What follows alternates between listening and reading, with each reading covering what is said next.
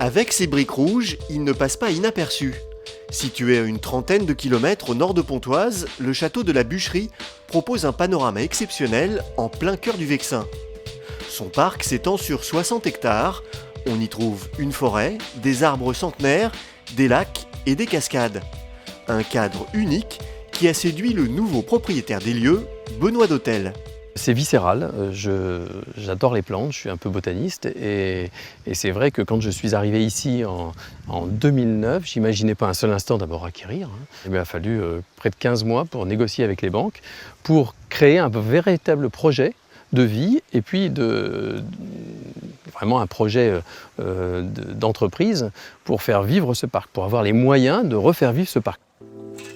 Grossiste en plantes, à Rungis, Benoît d'Hôtel s'est investi corps et biens pour rénover le parc et le château. Détruit pendant la Révolution, il est reconstruit vers 1850 par Ambroise Firmin Didot, un riche éditeur et imprimeur français.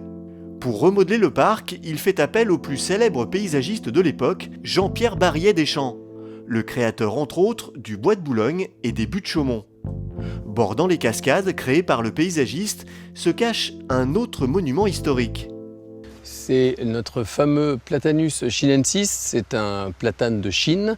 Alors il fait 3,30 m de diamètre, 8,50 m de circonférence et c'est, a priori, d'après les experts, c'est vraiment le plus grand platane de France. Il monte à un peu plus de 30 mètres. Il daterait des grandes découvertes. Il aurait été ramené de Chine dans cette période-là. On le date donc à peu près de 400-450 ans. C'est reparti. Depuis 3 ans, Benoît d'Hôtel ne chôme pas pour remettre en état le domaine.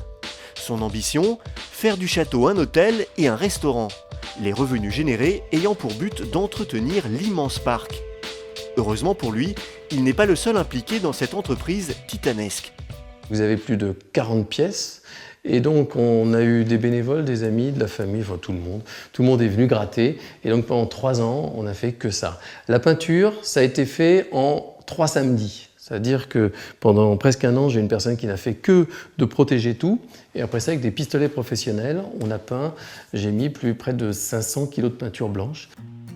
Benoît et sa petite troupe ont de quoi faire.